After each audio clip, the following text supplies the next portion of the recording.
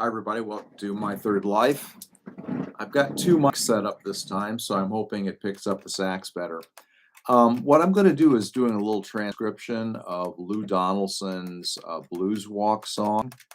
And the reason I'm doing this is I had Pandora on. I was driving around. I was driving to church in Napa, and I just said Lou Donaldson Pandora. And it pulled up, I play alto, so it pulled up some really cool songs that feature Lou Donaldson on alto. It also had some Sonny Stitt and Charlie Parker and others of that era. But the Lou Donaldson stuff was kind of cool. It reminds me almost like of a tenor approach to playing alto on a blues song. So I liked it. So why transcribe? Well, number one, transcription is a listen hear muscle. So I remember when I used to come home from school in fourth grade, I'd take my trumpet out of the case, turn on the radio, and I'd play with the top 40. I just always enjoyed playing with what I heard on the records. And I got to where my ear was pretty good and I could hear something and play it and not even know what key it was in. Now, fast forward to nowadays, on alto, it's funny, on trumpet, I developed that skill, and I had that skill after about 10 years of playing. But I played trumpet from the time I was 12 to about 20, and those years are different than now. Now I'm 67. So even at this stage in my having played alto and saxophone for some 40 years, I still don't have that skill that I had on trumpet. It's funny. I guess it's because when I was a teenager, I was a sponge, and now things don't stick quite as good as they used to. Anyway, that being said, so transcribing just by itself is great. It's here, try and play, try and catch everything you can, catch the nuances, catch the tone, catch the key. But in addition, I'm looking to steal. And what I mean by that is I'm looking to see something that Lou Donaldson does that I think would be really cool if I could do that in my solos. So it might be an inflection, it might be how he phrases, it might be his note choice, it might be how he leaves space between his phrases. Anyway, it could be any one of a number of things. So let's start this up. Hopefully, YouTube will allow me to play this. Let's see. Okay, right off the bat, it reminds me kind of Sanborn-y, because Sanborn does the other thing. He's going up a minor triad. So if I didn't know what it was, you go slowly chromatically till you find what sounds like the root note. So I could go, no, it sounds wrong. Go up chromatically. No, keep going. Keep going. And that sounds like that's the root note. So then what did he play? I may have to play that a whole bunch of times. Ba-da-da. Let's try it again. Whoops. Change songs on me. Bop, bop, bop. So he goes.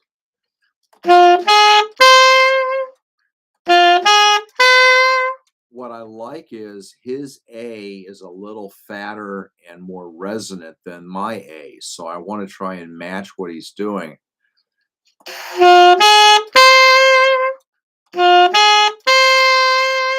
So I play it a few times and try and come closer to the sound.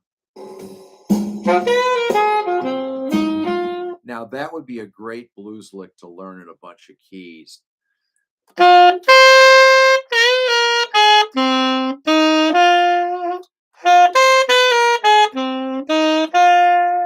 So the first thing I'm going to do is, what is he doing? He's going 1, 5, flat 5, 4, flat 3, 1, 5, lowered 7th, 1. And what do those numbers mean? I'm relating this all to the D major scale. He's playing on a D7 chord. So I'm relating all these numbers to what does this mean to the parent major. So 1, 5, 5, flat 5, 4.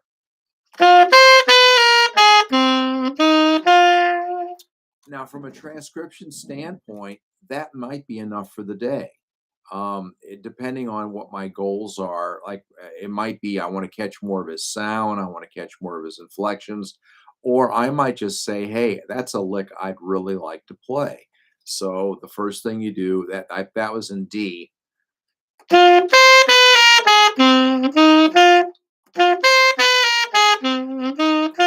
First, make sure I can play it in the original key. The next thing I would do is I would put it in keys that I normally play in. So I play a lot with guitars. I play lots of things in C sharp, lots of things in F sharp, lots of things in A. Those are the main keys. I almost never play in B flat. I never play in E flat. I play in guitar keys. So whatever I'm going to transcribe to make usable, I need to have those nailed in those keys. So how about C sharp?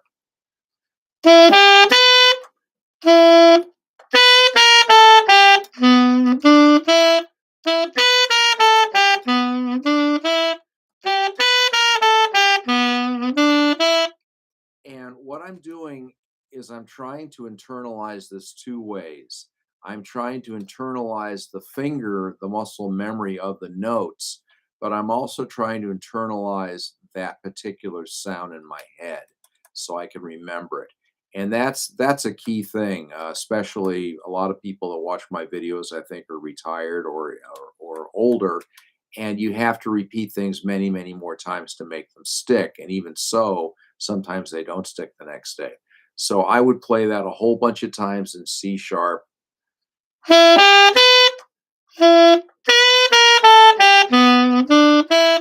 I'm real tempted to not do the five, but do the lowered five.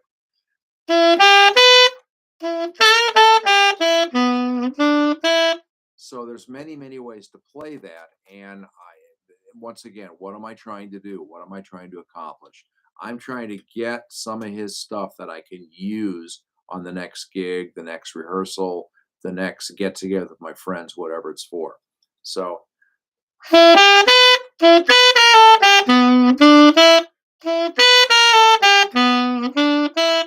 and I would probably play with a metronome at that speed. That's what I would normally do. Okay, so I've got it down. I started in D. I've got it in C sharp. Now the next key I need it in is F sharp because we play a lot in F sharp.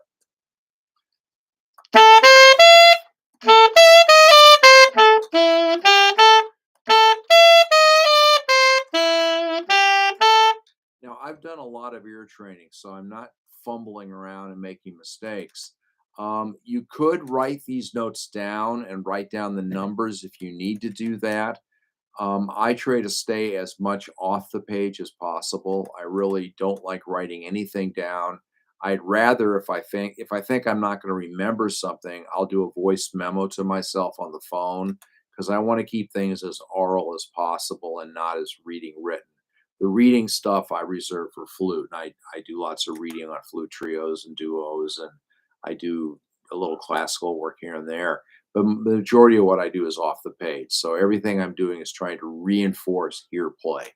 All right, so I did F sharp, now A. No. Now that's not something I normally do. I don't jump over like that. So that's cool for me. That's something new that I can add into my playing. And that's the end result of this whole thing. I want to add elements to my playing that I don't have right now. So, and I'm just sitting on the head. I'm not even looking at the solo.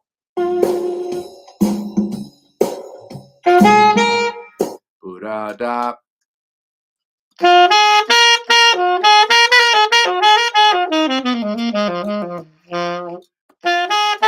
He's going 1 4 1 flat 3 4.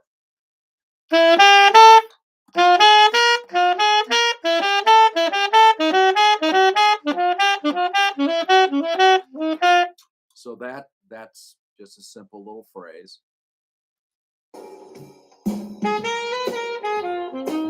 Now that's a cool lick.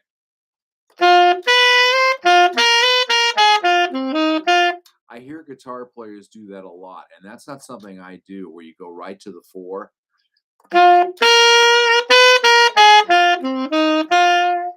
And a lot of what I do in my solos, it comes from what I transcribed and what I listened to when I was a lot younger. And when I was a lot younger, I did a lot of work on Miles Davis. I played trumpet, so I did a lot of work with Miles Davis and Lee Morgan and Clifford Brown and Dizzy Gillespie, and they were my heroes, and I was copying them. And then when I switched to sax, I did some Sanborn, Charles McPherson.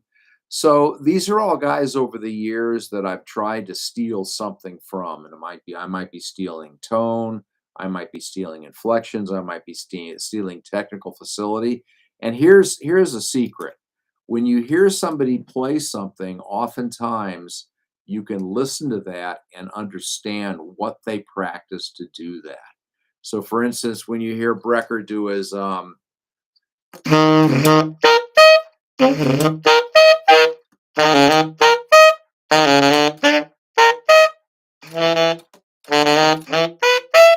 he does a lick where he plays a line low and then jumps right till the altissimo, I guarantee you the first thing I think is, okay, Brecker's in his practice room hours going. That's all with harmonics. I'm not changing fingerings. And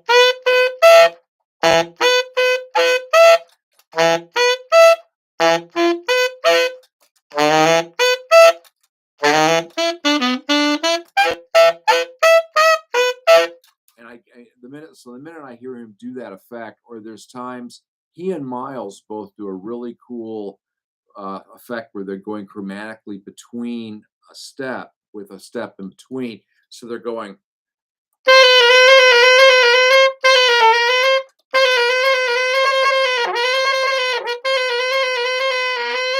Both he and Miles do that. And then my first thought is, I bet he spent hours and hours in the practice room going.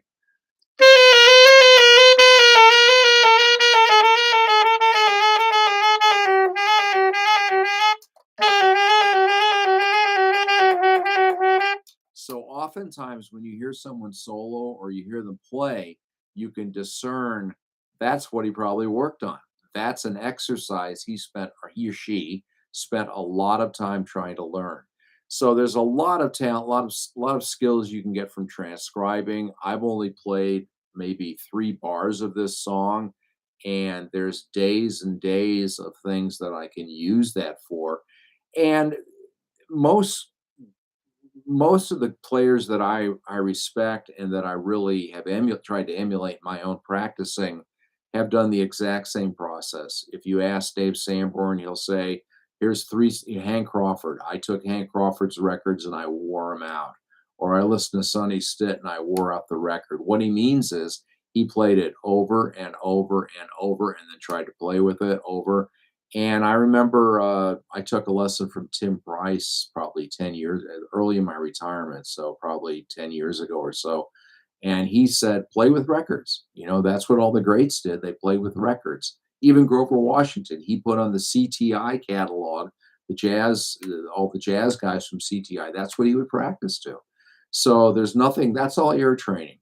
And ear training is huge. Ear training is taking the skills, the push-ups and the knee bends and all the exercises you do in the practice room to elevate your playing level. And now how do you use that? And that's where the ear training comes in. And it's really helpful. So it's a great skill to use. It's something is a good idea to have it programmed into your practice routine if you can. I do it usually at the end because I like doing it. I mean, if I jumped in at the beginning and started doing it, I'd probably spend my whole lesson doing that. And I decided years ago that I want to increase my technical ability throughout my career, which I've done by doing various exercises. And so I do that first. I do the things first that I think I need to do. And then at the very end, I save that for my fun time, is the transcribing. And playing with records is really good. It's really good. The times I've done that, I pick up stuff and I play things that I've never played before because I'm responding to the other musicians and I'm jumping in and that's another thing this is my last point. Another thing that's changed for me lately is when I listen to bands, I used to listen to the soloist, and now I'm listening to the interaction between the soloist and the piano player, or the soloist and the drummer. So I'm not listening so much for ideas he's doing as how is he relating what he's doing, or what spurned him to create that. What was the germination of the idea that got him to play that particular line? Did he hear something with the bass, hear something with the drums? Was he quoting something from the last song that he heard? Anyway, so it's very interesting to me to notice the interaction and the interplay between the soloist and the background instruments. All right, guys, I hope this was helpful. Get out your horns and practice. Take care. Bye.